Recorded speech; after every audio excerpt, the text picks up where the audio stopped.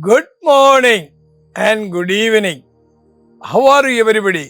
നിങ്ങൾ എല്ലാവരും സുഖമായിരിക്കുന്നെന്ന് വിശ്വസിക്കുന്നു. പ്രഭാതവന്ദനം, സന്ധ്യാവന്ദനം. How are you everybody? I hope all of you are doing well. നമ്മളെല്ലാവരും പുതിയ വർഷത്തിലേക്ക് കയറിയിരിക്കുന്നു. All of us have entered into a very new year. നമ്മുടെ ജീവിതം എന്ന് സന്തോഷവും സമാധാനവുമായുള്ളതായി തീരാൻ കർത്താവിനോട് നാം കൂടുതൽ അടുക്കുക. For our lives to be joyful and peaceful all the more, we need to draw closer to the Lord. Matthew chapter 4 verse 19 പഠിക്കുമ്പോൾ When we look at the book of Matthew chapter 4 verse 19, അവിടെ യേശു പറയുകയാണ്, Jesus says, Follow me and I will make you fishers of men. എന്റെ പിന്നാലെ വരുവീൻ, ഞാൻ നിങ്ങളെ മനുഷ്യരെ പിടിക്കുന്നവരാക്കും. അവിടെ മനുഷ്യനെ പിടിക്കുന്നവരായി തീരണമെങ്കിൽ For you to be turned to fishers of men, നാം follow to Jesus, യേശുവിനെ ഫോളോ ചെയ്യണം. we need to follow Jesus. നാം കർത്താവിനെ ഫോളോ ചെയ്യുമ്പോൾ As we follow the Lord, നമ്മൾ നേരത്തെ ചെയ്തതിൽ നിന്നും മറ്റൊന്നിലേക്ക് ഷിഫ്റ്റ് ചെയ്യാൻ പോകും. we are going to be shifted from what we were doing to something new. ഞാൻ ഇന്ന് ഈ വചനം ഇങ്ങനെ ചിന്തിക്കുകയായിരുന്നു. As I was meditating upon this scripture, അവനൊരു മത്സ്യത്തെ പിടിക്കുവാൻ വലയും വള്ളവുമായിട്ടൊക്കെ പോകണം. you know, for a fisherman to catch a fish, he needs to go with a boat and net. എന്നാൽ എങ്ങനെ മനുഷ്യനെ പിടിക്കും? But how can he catch men? This one not easy.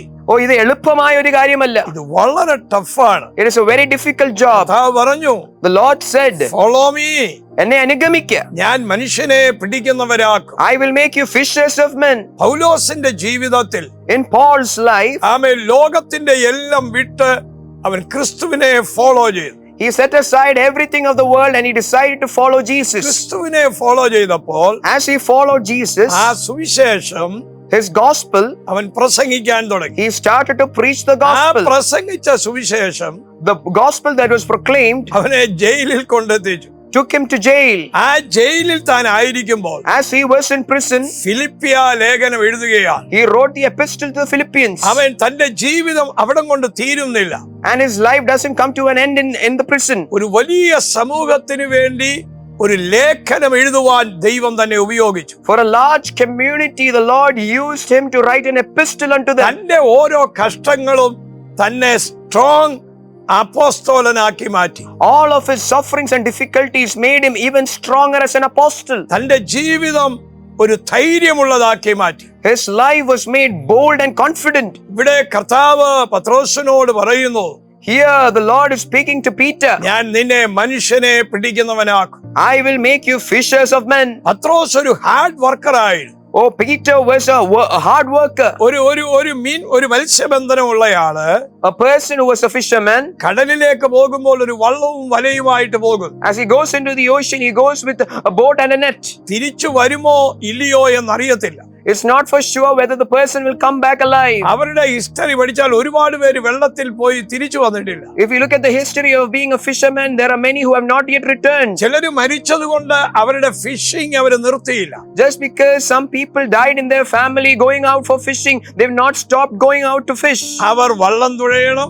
No, he has to row the boat. ആമേൻ. റൂട്ടുകൾ മാറുമ്പോൾ അത് തിരിച്ചു വിടണം. And as the routes change, they need to align themselves along with the wind. വലയെടുത്ത് വെള്ളത്തിലേക്ക് എറിയണം. And they need to throw the nets into the sea. വല നിറയുമ്പോൾ അത് വലിച്ചകത്ത് കയറ്റണം. As the nets are full, they need to pull it into the boat. അവർക്ക് ചുരുക്കം ചില സമയങ്ങളാ ഉറങ്ങാൻ കിട്ടുന്നത്. So they have some few hours to sleep. എന്നാൽ അവർ തിരിച്ചു വരുമ്പോൾ So as they return, വള്ളം നിറച്ച് മത്സ്യവുമായി വരും. their boats are fully of fish. ഒരു ഹാർഡ് വർക്കിന് ശേഷം After working hard, അവരുടെ ജീവിതത്തിൽ ഒരു മണി കിട്ടുന്നു. they are receiving some money for the work that they did. അവർ മത്സ്യത്തെ കണ്ടവർ സന്തോഷിക്കും. And they are joyful seeing all the fish that they caught. നമ്മുടെ ജീവിതം Our life, മനുഷ്യനെ പിടിക്കുന്നവരാകുമ്പോൾ as we catch men, അതെങ്ങനെ പിടിക്കുവാൻ കഴിയും? how can we catch men? ഈ വചനം ഷെയർ ചെയ്യുന്ന നെറ്റ് നാം വലിച്ചെറിയണം. Oh, we need to share the gospel, which is the net. അത് വലിച്ചെറിയുമ്പോൾ As we throw out this ആ net, വലയ്ക്കകത്ത് പല തരത്തിലുള്ള മത്സ്യങ്ങൾ കയറും. different kinds of fish will be